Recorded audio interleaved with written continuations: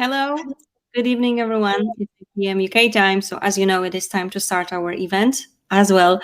And it's another interesting topic, but also topic that I think that brings lots of questions, and also it's one of those topics that makes you wonder how you do it, how to cope with it, how can I just stay positive? And so, of course, we have our special guest tonight who will help you with such questions. Sarah Banks is with us, and it's lovely to have you. Sarah was with us before, of course, on a number of previous webinars. And if you don't know yet, I don't think so, but if you don't, Sarah Banks, she is the IVF coach, but she's also mentor. She's the author of IVF Positivity Planner. And if you haven't seen it, I definitely encourage you to see it, because it's helping patients. I am sure of it. I've seen it.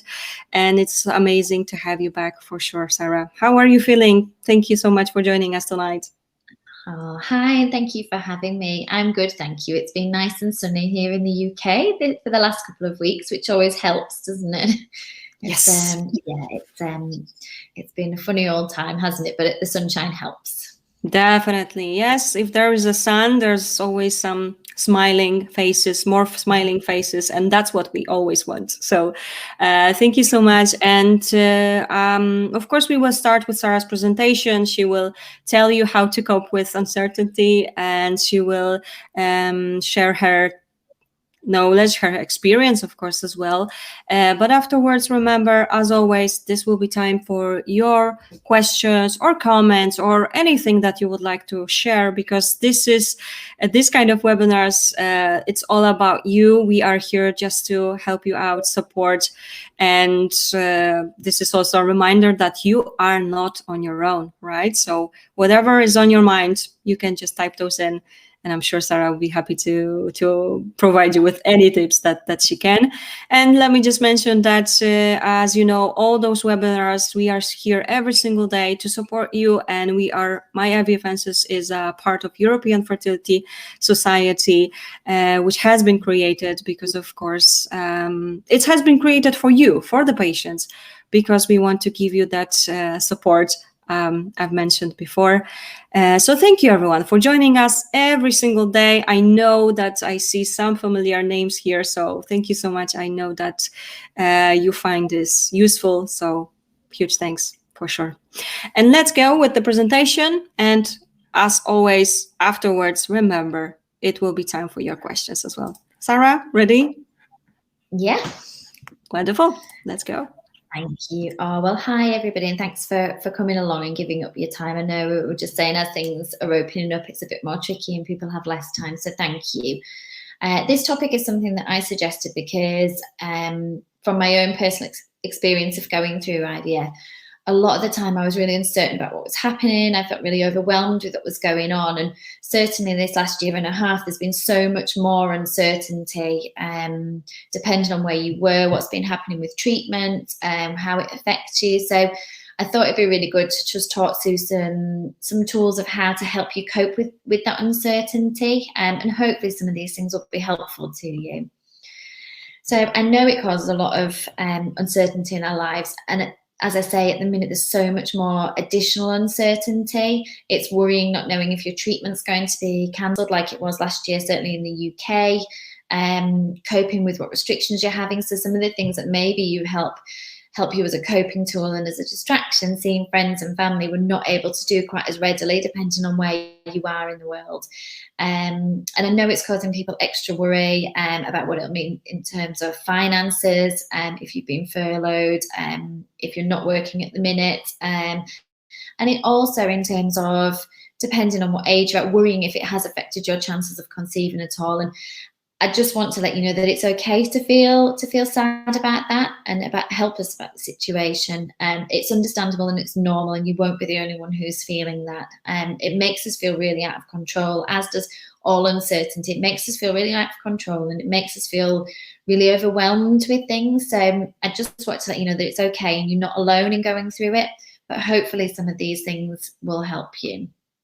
So what I would say is allow yourself to feel how you feel. Don't feel guilty for feeling certain things or feel I should be feeling a certain way.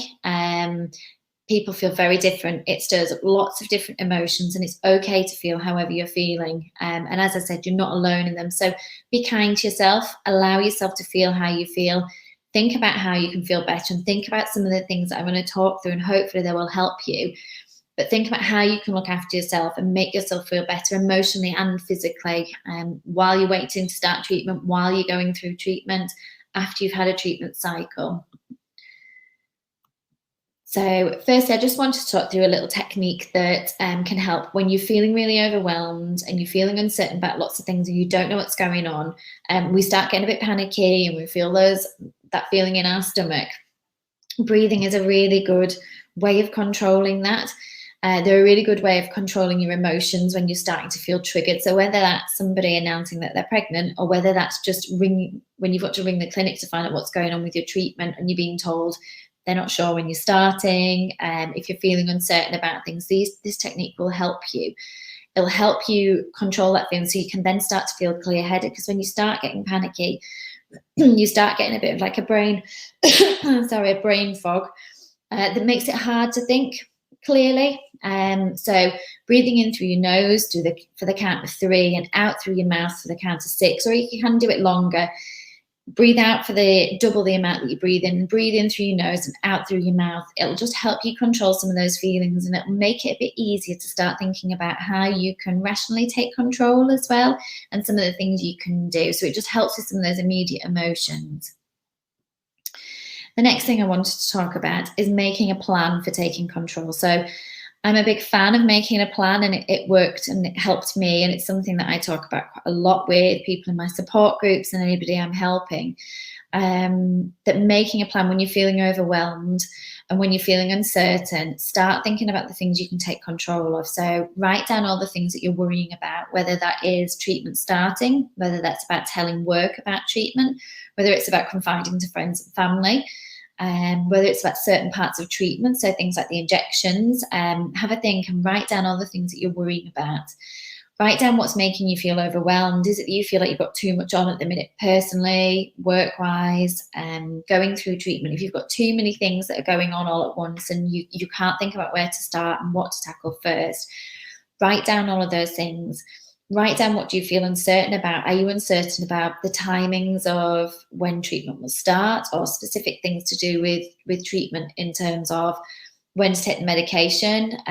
If you write down all the things you're uncertain about, it just gives you a clear list. And then you can start thinking about what you can do to help you feel better about that, or what will give you more clarity and more certainty. So have a think once you've got your list, what can I take action on? So say if you're concerned or uncertain about when treatment will start, you can maybe ring your clinic to get some ideas about when it could be.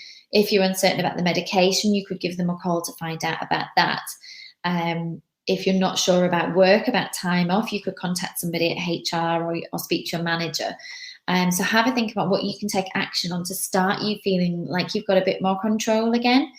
Have a think about what you could delegate to your partner or a friend or family member. And that might be things like research on the treatment. It could be things like taking care of the finances if you're feeling a bit overwhelmed and uncertain about what it will cost.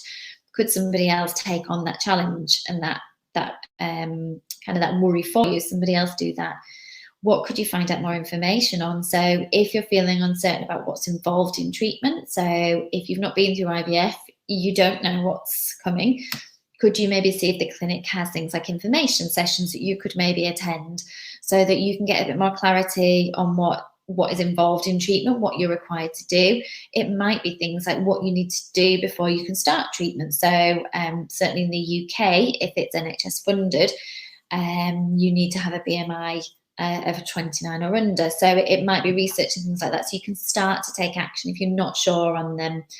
And then think about on your list, because we all do it. We add things on there and we worry about things that maybe aren't a priority at the minute, or maybe are a worry but don't need to be on that list. So have a think about what you can cross off your list because it's not really important at the minute. Start to prioritize, so you can prioritize the things you're worrying about rather than taking on everything.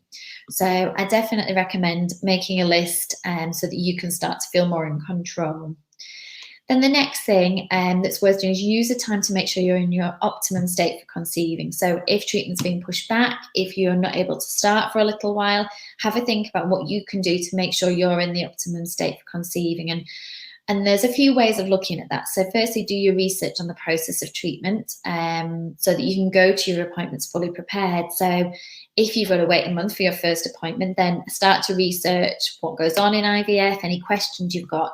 And I always say to people, take a notebook with all your questions, because I used to get into appointments and I'd totally forget, because I'd be in tears through the whole appointment. I'd forget what it was that I wanted to ask. And then I'd come away and I'd forget what they told me because I was too emotional while I was in there to take it in.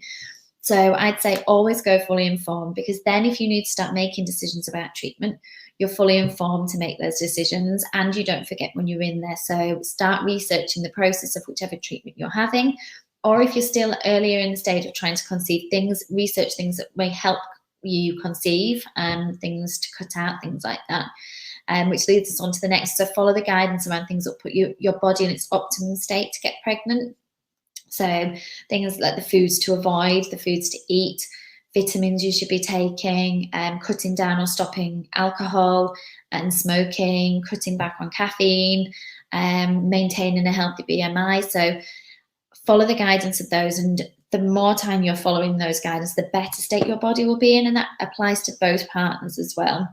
And take care of your emotional health. So I've already mentioned being kind to yourself and don't judge yourself for how you feel. It's normal to feel all those things. So take care of your emotional health. Think about the things that work for you and how you cope best. Maybe again, write a list of the things that help you cope best, that you can put some of those into each day, and I'll come on to that as well in a bit.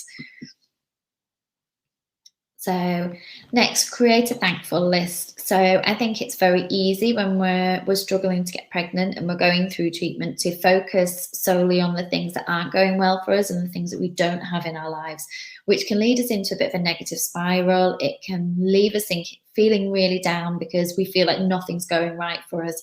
We feel like we're stuck in a rut and that nothing's moving forward for us. So I think it's really helpful to create a thankful list. Think about something every day that you're thankful for. And it doesn't have to be big, because I know sometimes it's really hard to think of things each day. It doesn't have to be big. It could just be as simple as, I'm thankful that I was able to go and get a coffee today, a decaf coffee. I'm thankful that I was able to have a conversation with my friend over the phone or meet up with somebody. I'm thankful for the support I get from my family around me. It's a really good idea to write these things down and then refer back to them when you're having a bit of a wobbly day.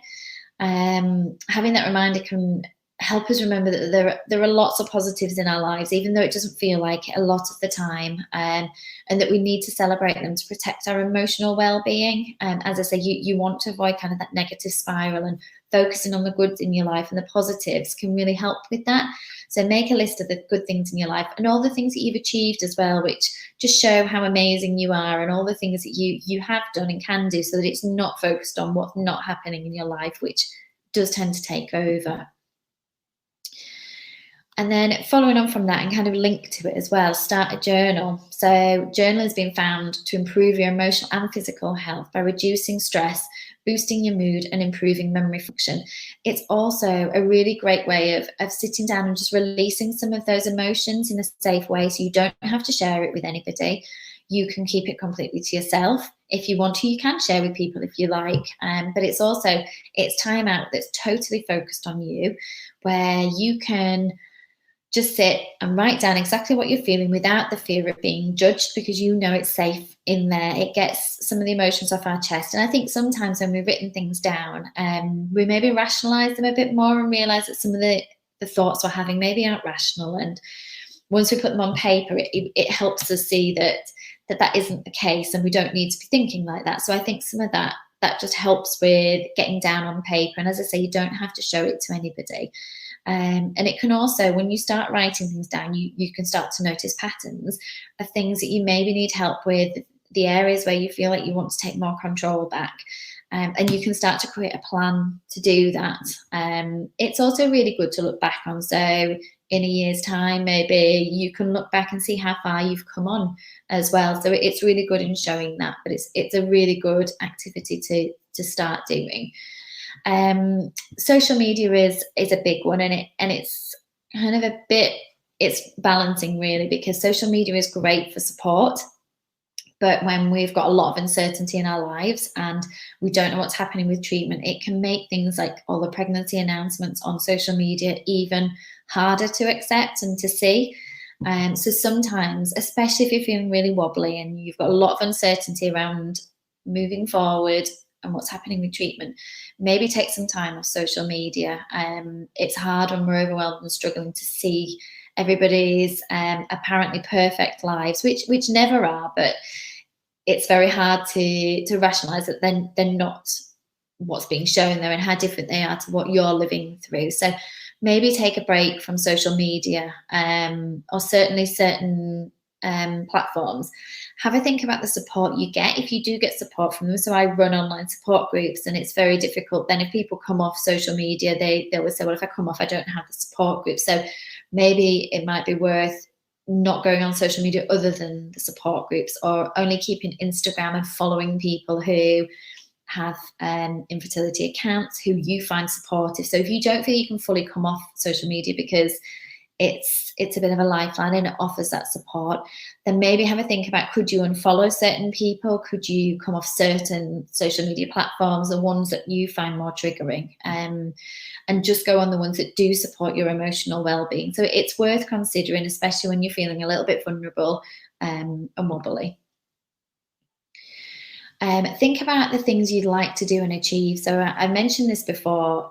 When you're struggling to get pregnant and then you're going through treatment, it can really feel like you're stuck in a rut. And I certainly felt like that. I felt like my life wasn't moving forward. Nothing else was happening while everybody around me was moving forward. So one of the ways that you can kind of help with that, unfortunately, you don't have any control over what happens with treatment and when you can start treatment. All you can do is get yourself in the best place for it. But have a think about other areas of your life that you could start taking action in and taking control of. And some of the things that you've maybe put off, because I used to put off so much stuff because I was thinking, well, in case I get pregnant, I don't want to do it. But have a think about things. Have you wanted to start a new hobby for a while? Have you wanted to change jobs? Have you wanted to redecorate somewhere in the house? And I mean, I know over various lockdowns that we've all been in, you may have decorated everything in your house, but have a think about some of the changes you maybe want to make, some of the things you've been holding off doing in case you get pregnant. And maybe create a plan, and it doesn't have to be that you throw yourself into it, because that can feel a bit overwhelming as well if you suddenly start throwing yourself into doing something different. But maybe create a plan about what you could do. So say if you wanted to start learning a new language, it could just be a case of start researching places that you could do that. Have a think about the languages you'd like to learn. Have a think about how you could do that. Would you want to do a course? Would you want to get podcasts or some kind of online learning? So have a think about some of the things that you'd like to do and achieve. So you can be using this time while you're waiting to start treatment or while you're going through treatment to start doing something to help you take control and move forward with things. And even if that's small steps towards those things, it makes a difference. So this comes back to kind of journaling, planning things in. Spend time doing things that help you relax. I think quite often we get so focused on the fact that we're trying to get pregnant or we're going through treatment that we forget that there's a lot of things we enjoy doing. There's a lot of things that help us relax and help us forget momentarily about what we're going through. People that help us laugh, people who help distract us, people who make us feel really good about ourselves, and hobbies that we really love that maybe we've had to put on hold. So certainly I had to stop dancing while we were going through treatment. And for me, that was a big thing that helped me feel relaxed and happy. So have a think about the things that make you feel good and make you feel happy, and recharge your batteries. What things will distract you? How can you plan in time to do them? And plan in time for self-care and something small every day, because once you've got it planned in, it's much more likely to happen. And it just gives you something to look forward to each day. It gives you something in every day that makes you smile. And I think we forget to put those things in, but they're really important. So have a think about what things you can do and start planning them in, even if it's writing them in your diary or planning them on your phone calendar for every day, and try and make them happen, just to give you something to make you smile. And then also spend time away from treatment as a couple. I think when you're going through treatment, when you're trying to get pregnant, there's so much focus on trying to get pregnant and timings of things. It becomes very regimented. It becomes very much a focus of discussing treatment or discussing trying to get pregnant or perfect times, taking temperatures, things like that. And I think we then tend to forget that before we started trying for a baby, we were a couple that were in love and there was a reason we got together. And we forget that we're not defined by our infertility. Not everything between you has to be related to trying to get pregnant.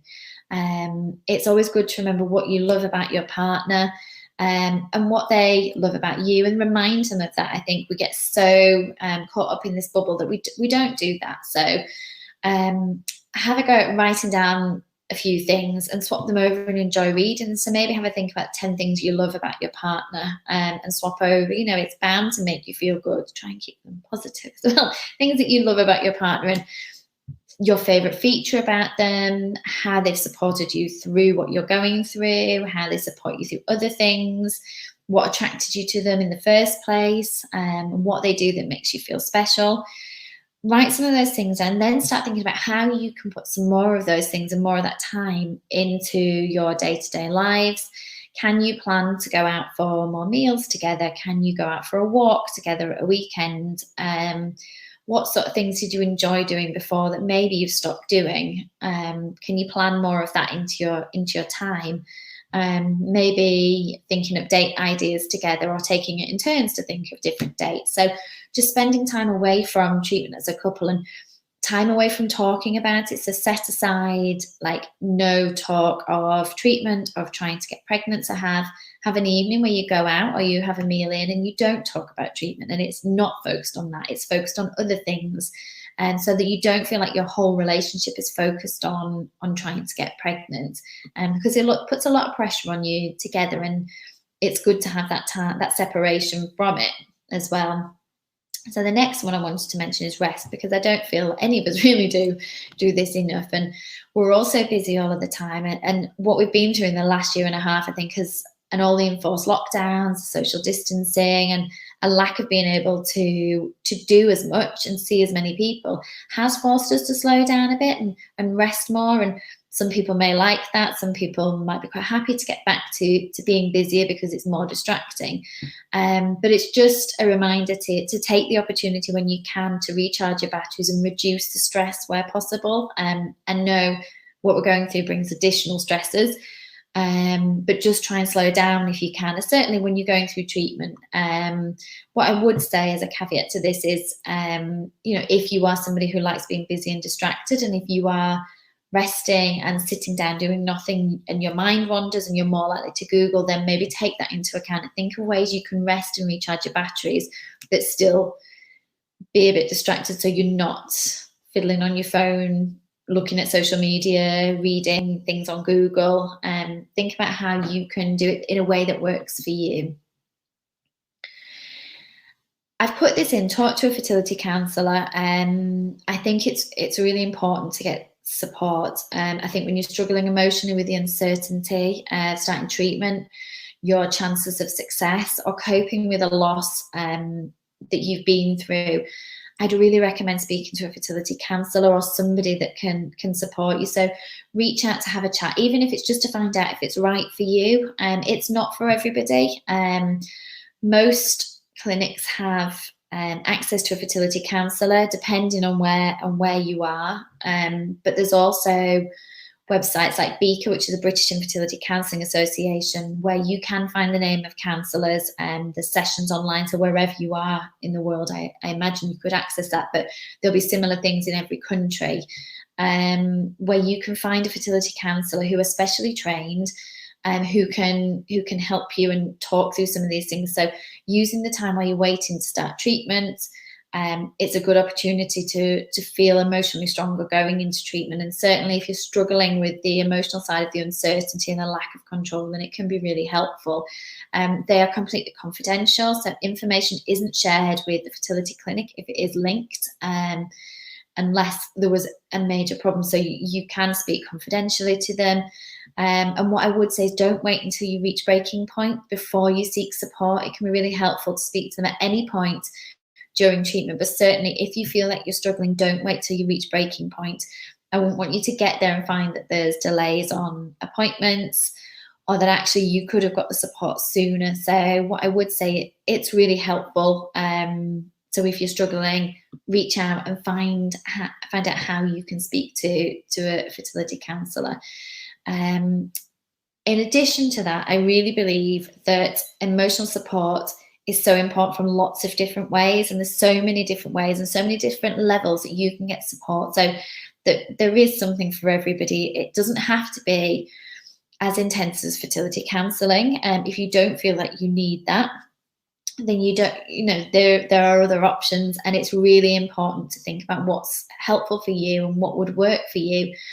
But I would say emotional support from somewhere is really, really important. It's the one thing that I will always say to people as advice: please seek support from somewhere. So there are lots of support groups out there on various different platforms. So I have a free Facebook support group called TTC Support UK that everybody is able to join wherever you are in the world. It's a great place to seek support and advice from people who fully understand what you're going through. So everybody in there is either going through treatment or has been through treatment and will fully understand, and they won't judge you. So it's great for peer support when you need it, and it's there 24/7. Lots of other groups around that you could join. The Instagram community is great for that. You can be as anonymous in both of those as you want to be.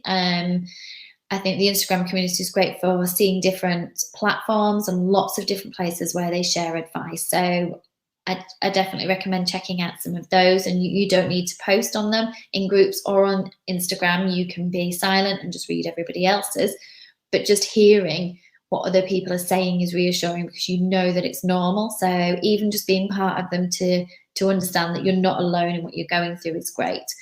Fertility charities. So there's Fertility Network in the UK, Resolve in the US and wider. There will be the same equivalents, I imagine, around the world. So wherever you are, you'll be able to find fertility charities that can offer support. They often have lots of advice and blogs as well, so they're great, and you can contact them for support as well. Fertility blogs. So on my website, I put lots of blogs on there, and I'll share it at the end for if you want to go and have a look and see any of them. But there are lots of blogs around. Try and use people that are reputable if you can. Certainly, if they're giving medical advice, I would say if you read blogs that give medical advice, then I always consult your fertility clinic. But blogs around coping emotionally and what people have been through are great, because again, they show you're not alone and give tips and advice that might be helpful. And then friends and family, and I know not everybody's comfortable with telling friends and family what they've been through and what they're going through, but they can be a good source of support, and you can tell them how you would like to be supported. So you might find that within your friends and family, there are a lot of people who are very supportive, who can give you that support that you need. As I said, I have a free Facebook group that anybody's welcome to join, and I will put the details up again at the end so that you can make a note of it if you'd like to join. So there you go. TTC Support UK. So anybody is welcome to join. Please feel free to join if you'd like to. Or if you want to know more about it, you can always contact me. It is a closed group so that nobody outside of the group can see that you're in it or what you're writing in it as well. And it's just a great source of support. So thank you for your time. I hope you found it helpful. As Caroline mentioned, I have got a planner that I launched a year ago, and it's there to help support people through IVF. So just to help you feel happier and stronger and coping whilst going through trying to conceive and IVF. So if you want to know more about it, you can email me. You can find all my blogs on www.ivfpositivityplanner.com, or you can email me on my email address if you just want some support. So I'm on Instagram, I'm on Facebook. Please message me. I always say I would much rather people message me and just ask me questions or say if they're struggling, because I'd much rather you not struggle on your own I'd rather you message me and I will always get back to you. So hopefully it's been helpful. If you've got any questions now, I'm happy to answer them, but I'm also happy to receive emails. If you'd rather message me later and message privately, that's fine.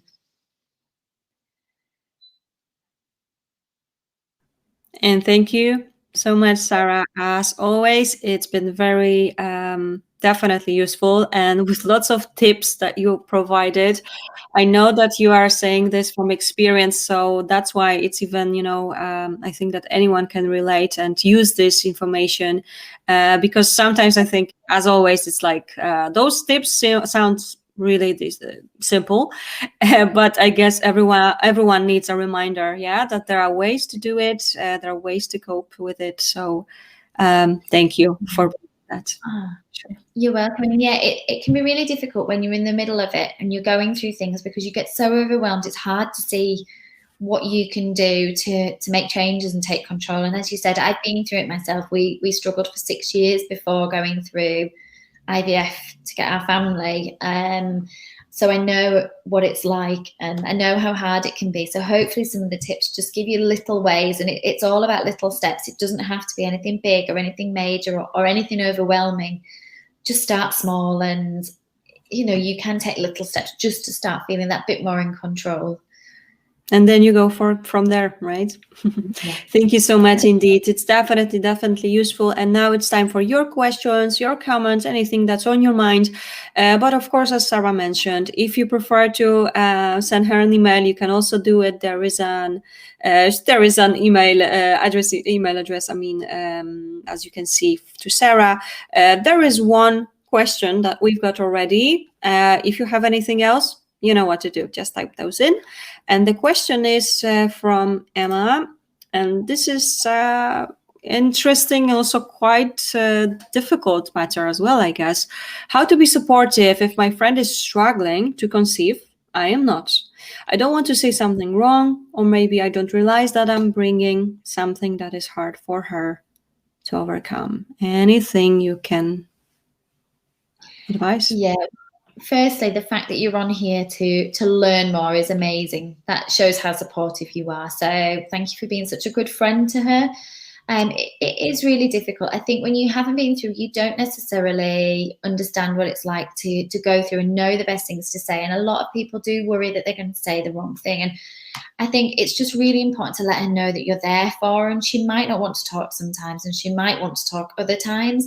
But letting her know that you're there for her, just saying, I'm so sorry for what you're going through, and I don't fully understand, but I want to help you in any way that I can. So please tell me any way I can help. Things like researching what happens with treatment as well can be really helpful, because then you understand a bit about the process and the times where she might be struggling. So certainly things like after the egg collection and after embryo transfer, it might be that she wants more or less support around those times, but at least you'll understand what she's going through and what's actually happened. And if she does talk to you about it, ask her how she wants you to help her. Is it that once she's been through egg collection, it might be that she just wants you to come around and sit with her and chat, or planning things with you when she's had her embryo transfer so that she can be distracted. I think don't push if she doesn't want to talk about it. I know people tend to want to give advice, but it's really hard if you don't understand what the right advice is. So I try and avoid giving advice if you can, but just listen to what she says. I've got a blog on my website. So if you have a look, www.ivfpositivityplanner.com, in the blog section there is one, how to help. I'm fairly certain it's there saying how to help your friend who's going through IVF. So there's lots of different things that you can do there. It's meant for people like you who want to support their friend who's going through treatment. But as I said, the main thing is just being there, letting her know you're there for her, and that you'll help in any way where you can. But I definitely check out the blog, because there's lots of different things on there that might be helpful for you. So I hope that helps. Thank you, Emma, of course, for sharing. And it's wonderful that you are here, as Sarah mentioned, and you are supportive. And yeah, so fingers crossed, of course, that your friend will be able to have that happy ending in the end, of course. But yeah, thank you so much indeed for that.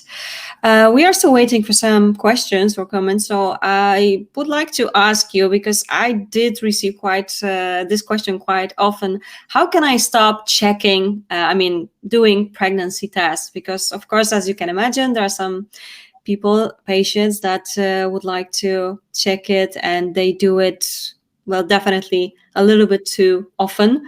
And I guess it doesn't help. Anything you could advise?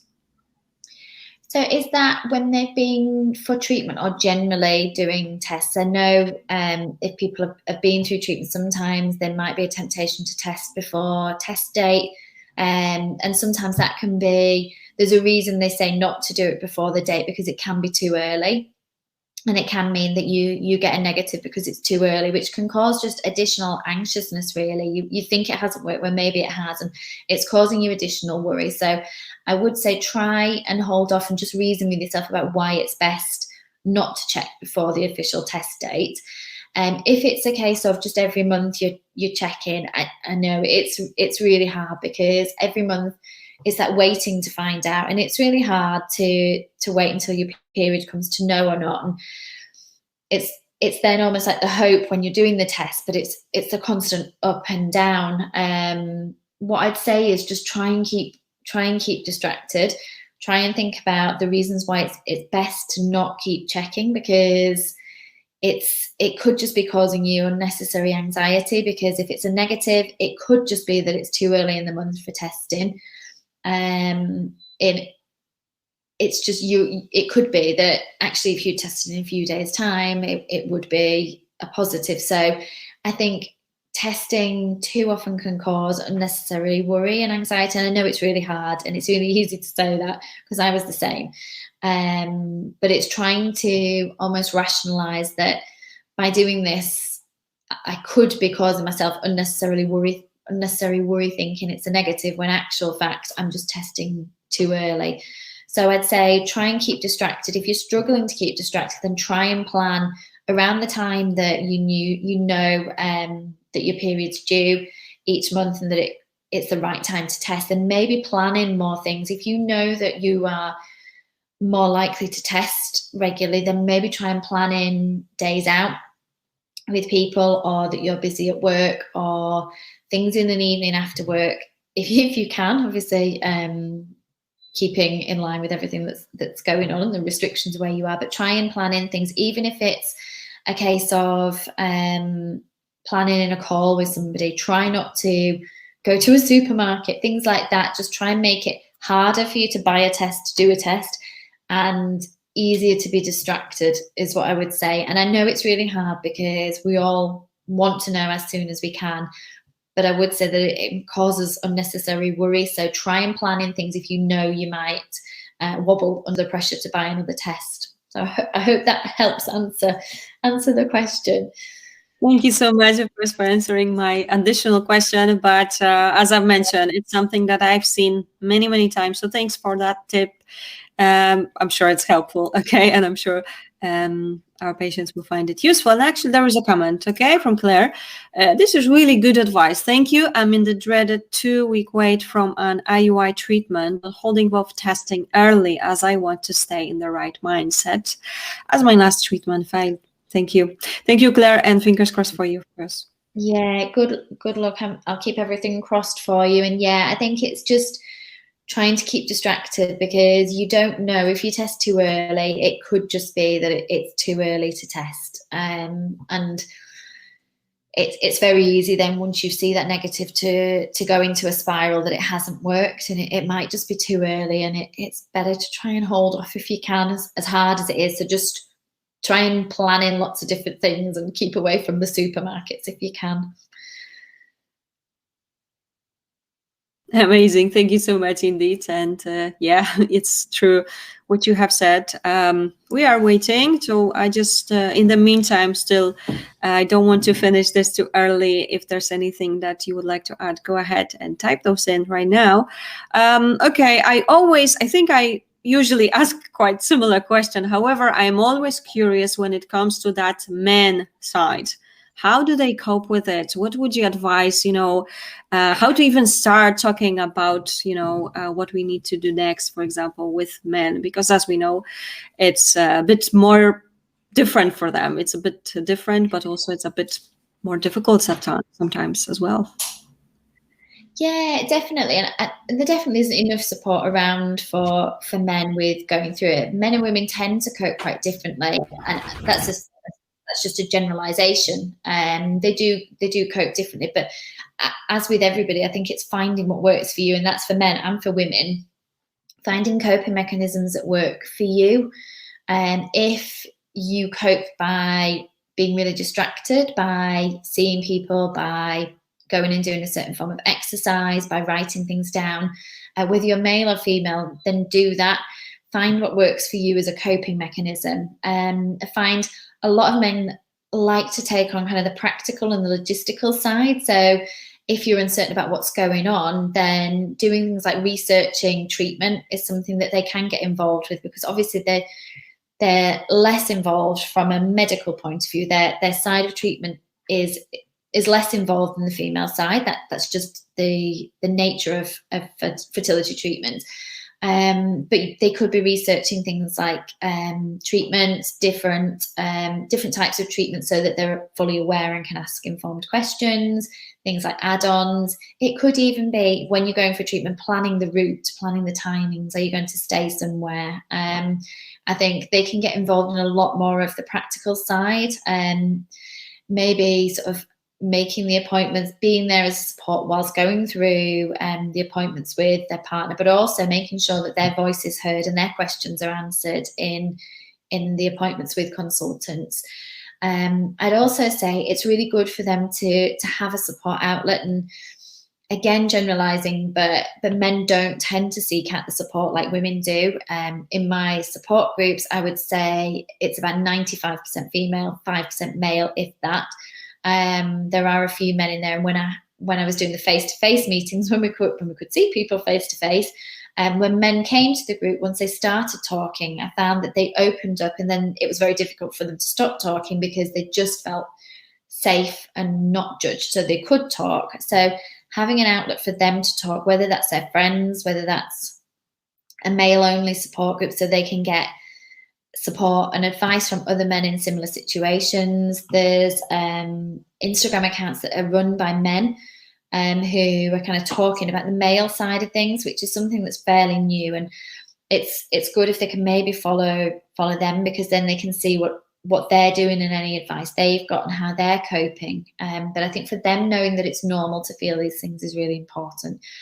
But just finding coping mechanisms that work for them, and helping their partner be in the best state for conceiving, taking charge of the things they can do in treatment, and can help cope with some of the lack of control that they have through treatment.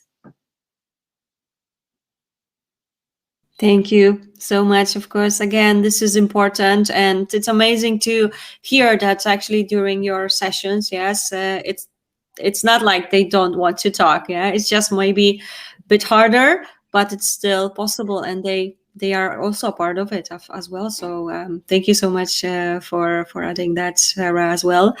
I guess we will be slowly finishing, but it's been wonderful to have you here, Sarah. As always, you've been brilliant with all the tips. And thank you, everyone, for joining. I know that you are listening, and I do believe you have found that useful for sure, because those are the things we should still talk about it. And I'm so very proud that we are here every day bringing those topics, and it's out there. And of course, as you know, it's both recorded as well, so it will be available tomorrow.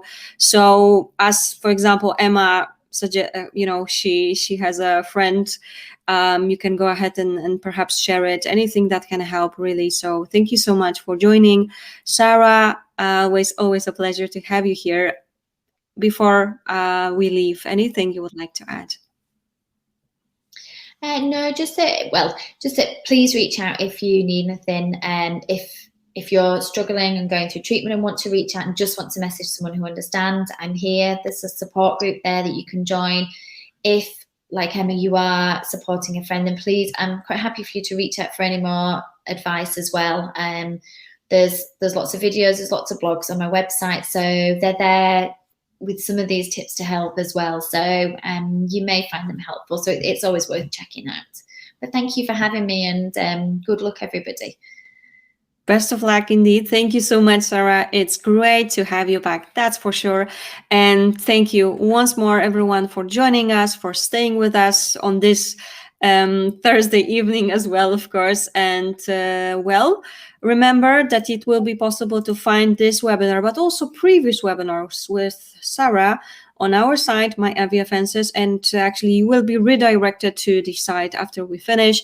And as you know, we will be back here tomorrow at 8 p.m. UK time. We are back. No, I'm so sorry. Tomorrow it's actually a different time, as we have a webinar at 1 p.m. UK time, because we will be connected with Karina Wood. She is in Australia, so that's why the time is different. But another topic, another interesting topic that we will discuss. So I do hope that you will be able to join us. I'm sure it's going to be useful as well. Sarah, thank you so much for being also a part of this huge community. You've done tremendous work, and I know that you are working hard to support, and that's what we are aiming here at. So thank you so much indeed. Thank you. Have a lovely and relaxing evening, everyone. Take care. Bye. Bye. Bye.